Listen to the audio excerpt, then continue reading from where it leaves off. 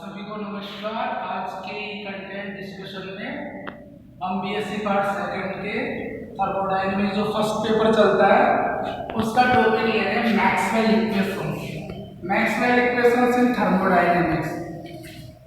Actually इसको जो direct याद रखने का जो एक ट्रिक है वो हम इस तरह देख सकते हैं, TBSP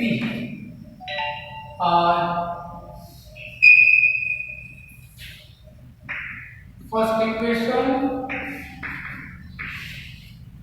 फर्स्ट, थर्ड, फोर्थ और fifth.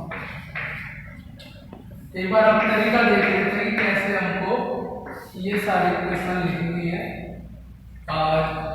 First equation, for first equation, Maxwell's first equation,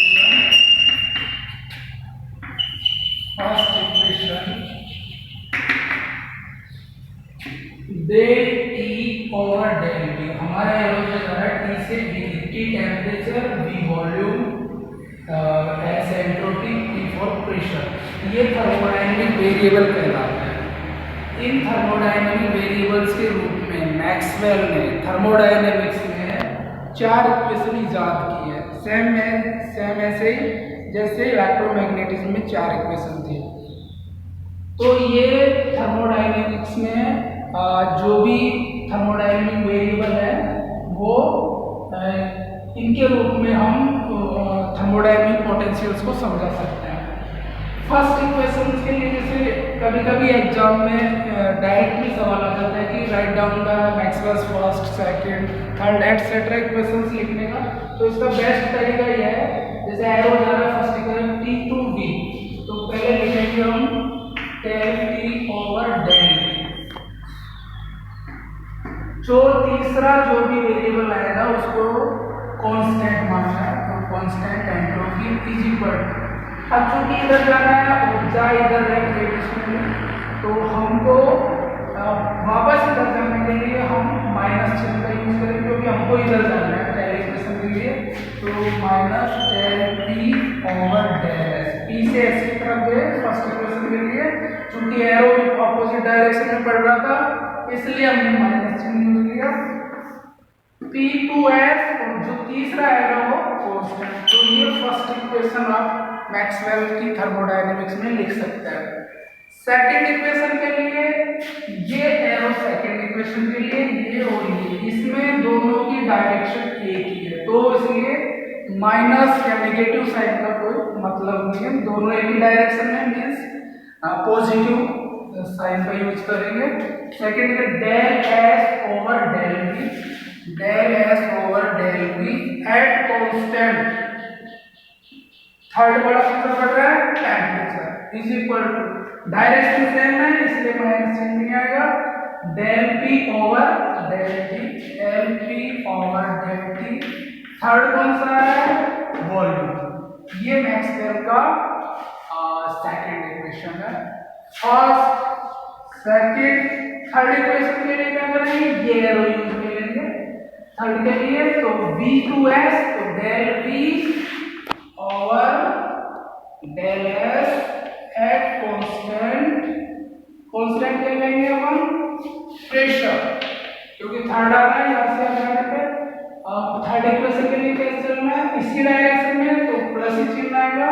तो del T over del P at constant, del T over del P at constant entropy. So this is said to be as third equation of thermodynamics. Fourth के लिए इधर चलना है हमको, fourth के तो del S over del P at constant, और तीसरा कौन सा पड़ रहा है वेरिएबल, टेम्परेचर, तो T is equal to।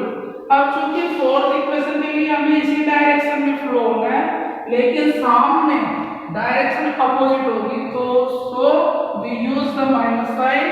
तो माइनस इसमें del V over del T at constant, del V over del T at constant P. So these are the fundamental equations of thermodynamics. है, इससे आप थर्मोडायनेमिक्स में जो भी molecules हैं उनकी सबकी डायनेमिक्स ज्ञात कर सकते हैं।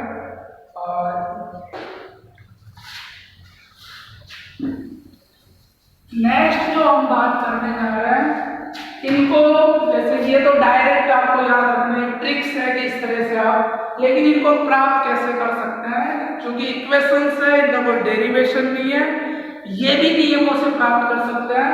उसके लिए इनको आप थर्मोडायनेमिक पोटेंशियल से प्राप्त कर सकते हैं। 4 थर्मोडायनेमिक पोटेंशियल्स होते हैं मैक्सवेल के हिसाब से: internal energy, Helmholtz function, enthalpy और entropy. These are nothing but potential energy in thermodynamics, same as potential energy in mechanics.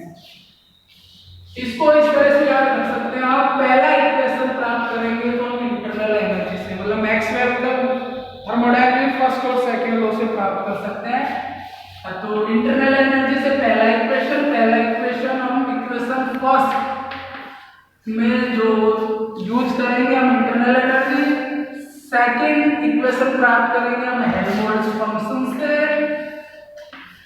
Third equation हम प्राप्त करेंगे एंथैल्पी से, इक्वेशन थर्ड, और फोर्थ इक्वेशन जो प्राप्त करेंगे हम गिब्स फलन से प्राप्त कर सकते हैं। तो ये भी एक याद रखने का तरीका है।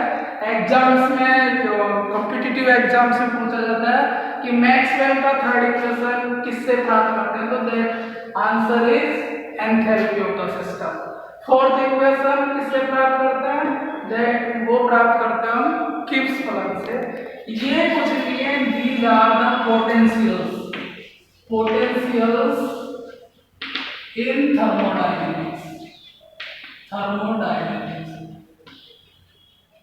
इसके बाद इससे कैसे प्राप्त करते हैं, क्या इसका डेरिवेशन है, उसकी चर्चा हम कल करेंगे।